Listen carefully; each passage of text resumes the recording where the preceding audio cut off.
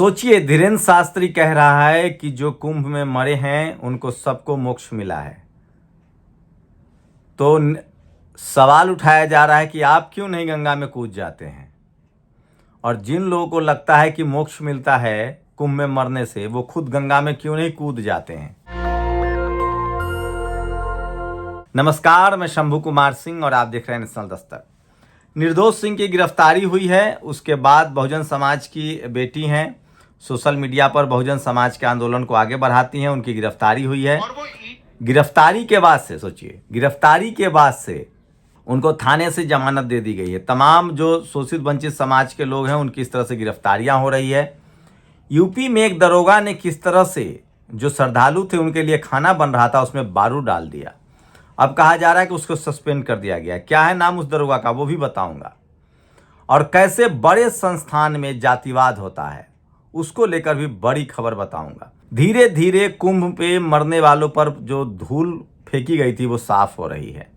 अब सबको पता चल गया है कि न जाने कितने लोग गायब हैं।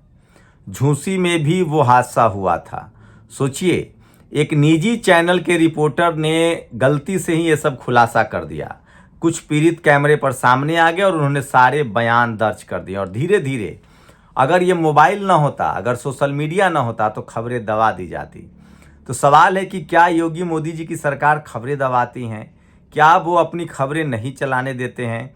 और सोचिए कि कोई एक यूट्यूबर चाहे तो किस तरह से सरकार को बेनकाब कर सकता है। लेकिन सवाल है कि लगातार केस दर्ज करना, एफआईआर करना, निजी यूट्यूबर्स कैसे काम करेंगे?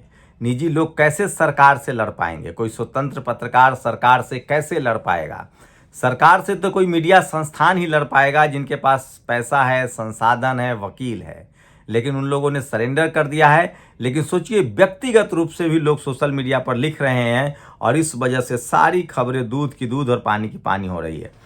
अब बात करते हैं America chat GPT, China deep seek बनाया, भारत आरक्षण ने मेरिट खत्म कर दिया वरना सीधे जुपिटर लैंड करते।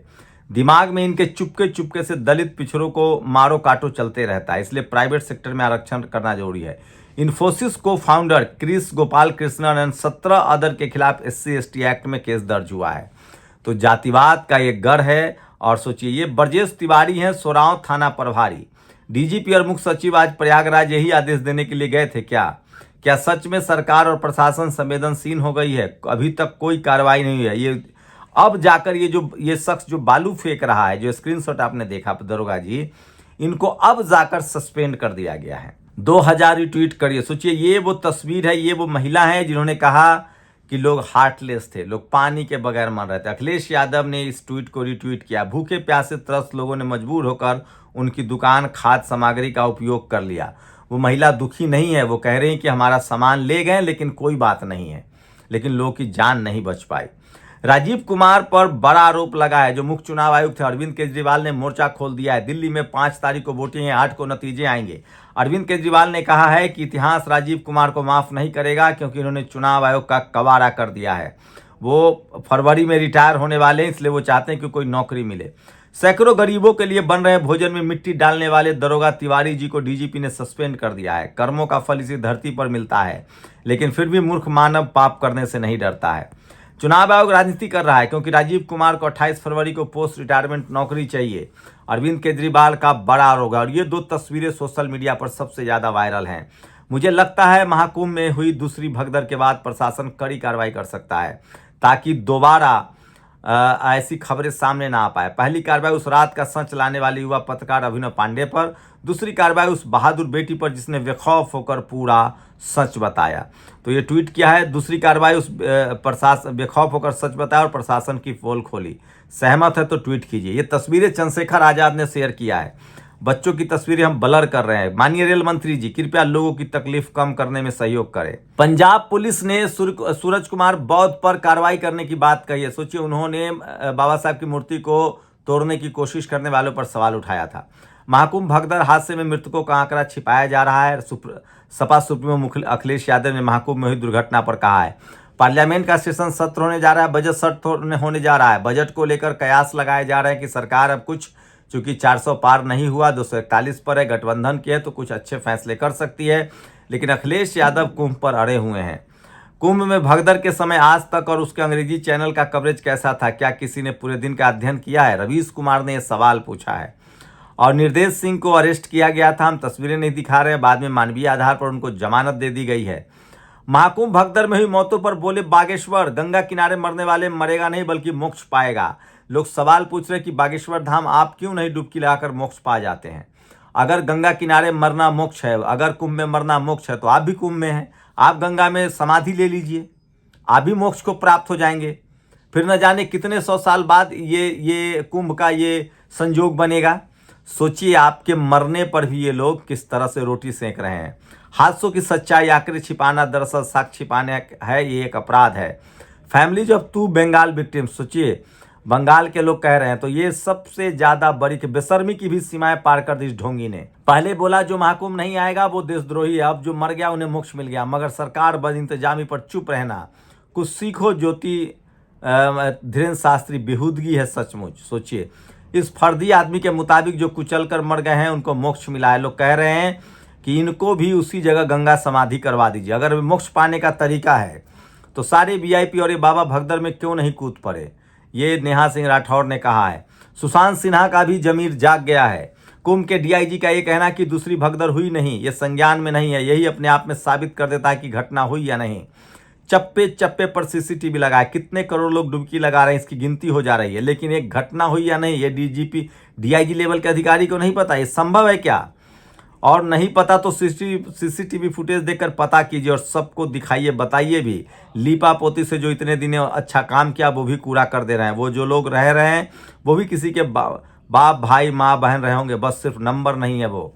सोचिए, काश ये देखिए, ये महिला है, एक महिला की 2 वीडियो, नाम तान्या मित्तल। पहला वीडियो था, स्क्रीनशॉट दिखा रहा हूं, जिनमें इन्होंने कुंभ की प्रशंसा की थी। दूसरा वीडियो जिसमें वे रो रही हैं और मरने का जिक्र कर रही हैं। ये तस्वीरें भी सोशल मीडिया पर वायरल अखिलेश यादव ने शेयर किया है कि विदेश से आए हुए लोग भी बुरी तरीके से फंस गए हैं। काटजू, सुप्रीम कोर्ट के पूर्व जज ने कहा है, अंधभक्त कहीं की भगदड़ में मरे नहीं, अमृतकाल में मोक्ष प्राप्त किए हैं, कोई वीआईपी मोक्ष क्यों नहीं पाया?